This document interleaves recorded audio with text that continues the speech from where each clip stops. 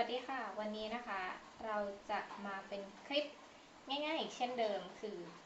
วันนี้จะเป็นคลิปหมักหมูย่างส่วนประกอบที่ใช้นะคะเราอธิบายก่อนว่าเราจะใช้สันคอ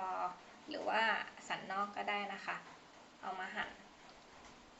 แล้วก็ล้างให้เรียบร้อยเสร็จปุ๊บเราก็อันนี้เราต้องขยำออกน้ำล้างเนื้อนี่เราก็จะออกไปส่วนผสมมีดังนี้คือน้ำปลาพริกไทยถ้าจะให้หอมนะคะต้องเป็นพริกไทยที่โขลกละเอียด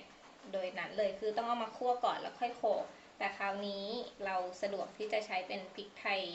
ที่บดมาเรียบร้อยแล้วนะคะอันนี้เป็นซอสฝาเขียวและ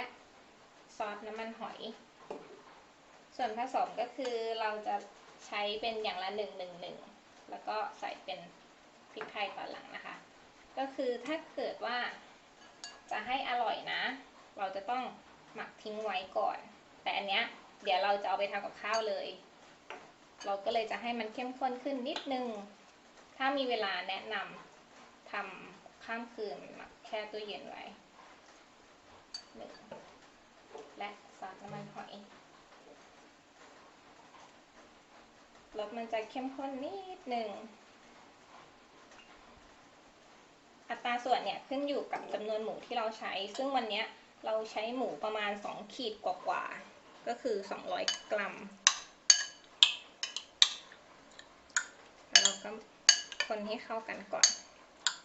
ต่อมาพริกไทยมากน้อยแล้วแต่ชอบแต่ว่ายินก็จะใส่แบบกะเอาประมาณนี้จุ๊บโอ้หอมพริกไทยมากแล้วก็คนให้เข้ากัน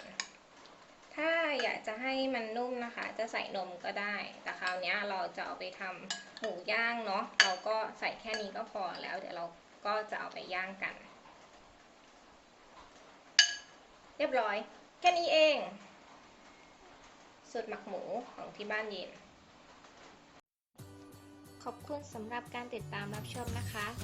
ถ้าชอบยังไงก็อย่าลืมกดไลค์กดแชร์กด Subscribe แล้วก็กดติดตามไว้ด้วยนะคะจะได้ไม่พลาดคลิปดีๆที่ทางยินได้ทำต่อๆไปนะคะสำหรับวันนี้ยังไงก็ขอตัวลาไปก่อนนะคะอย่าลืมกดติดตามกดไลค์กดแชร์ให้ด้วยนะ